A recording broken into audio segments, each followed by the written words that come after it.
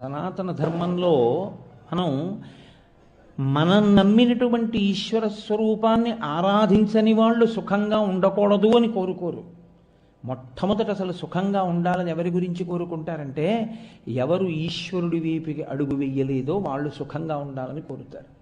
ఎందుకు అలా కోరుతారంటే, అయ్యో వాళ్ళు ఏది రక్షణనిస్తుందో దాన్ని వదులుకున్నారు కాబట్టి ఈశ్వర వాళ్ళు అమాయకత్వంతో ఉన్నారు కాబట్టి వారికి రక్షణ కృప చెయ్యి.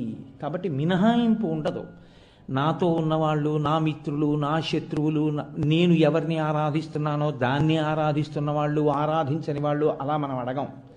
మనం ఏం చెప్తామంటే 108 నక్షత్ర పాదములలో ఈ జగత్తంతా పుట్టింది కనుక ఈశ్వరా నిన్ను 108 నామములతో పిలుస్తాను. 108 నామములతో నిన్ను పిలిస్తే 108 నక్షత్ర పాదములలో పుట్టిన ఈ జగత్తంతా ప్రశాంతంగా ఉండేటట్టు నువ్వు చూడు. లోకమంతా చల్లగా ఉంటే నా మనసు చల్లగా ఉంటుంది.